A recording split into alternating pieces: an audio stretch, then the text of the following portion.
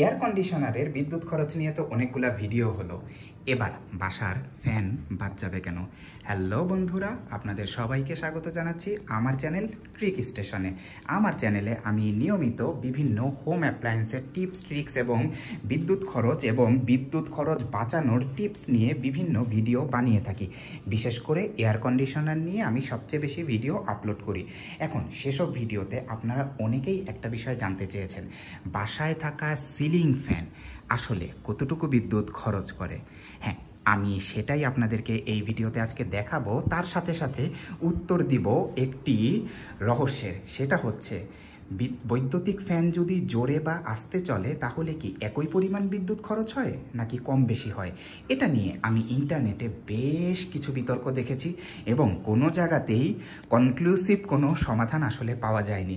তাই আজকে আমি যেই কাজটা করেছি, এই যে আমার বাসায় আইপিএস আছে, আইপিএস থেকে আমি দেখুন আমার এই ওয়াট মিটারে বিদ্যুৎ সংযোগ এনেছি এবং ওয়াট মিটার থেকে আবার লাইন চলে গিয়েছে। এই মুহূর্তে কোনো ধরনের লোড দেয়া নেই, জাস্ট 3.8-এর একটা স্ট্যান্ড বাই লোড খরচ হচ্ছে। আমি এখন আমার বাসার এই সিলিং ফ্যানটি এবং এখানে দেখছেন রেগুলেটর, এখন এটা আছে সর্বনিম্নতে। সিলিং ফ্যানটি চালিয়ে দেখব এটা কত ওয়াট বিদ্যুৎ খরচ করে। আসুন পরীক্ষা শুরু করি। প্রথমেই সবচেয়ে লো মোড দিয়ে শুরু করছি। সুইচ অন করলাম, হ্যাঁ ফ্যান চলছে। দেখি আমার ওয়াট মিটার কি বলে।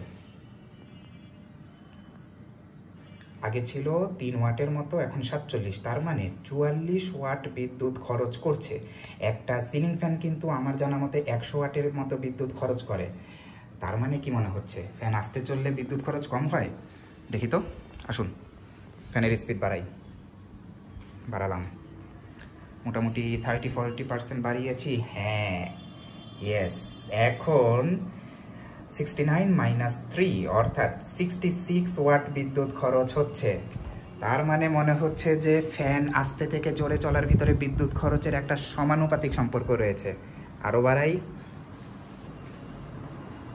আমি জানি না ভিডিওতে আপনারা ফ্যানের আওয়াজ পাচ্ছেন কিনা। হ্যাঁ, এবার কিন্তু প্রায় 96 ওয়াট বিদ্যুৎ খরচ হচ্ছে।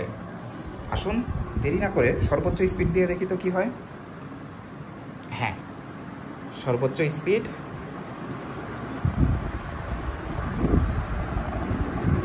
ওরে বাবা, 130 ওয়াট বিদ্যুৎ খরচ করছে।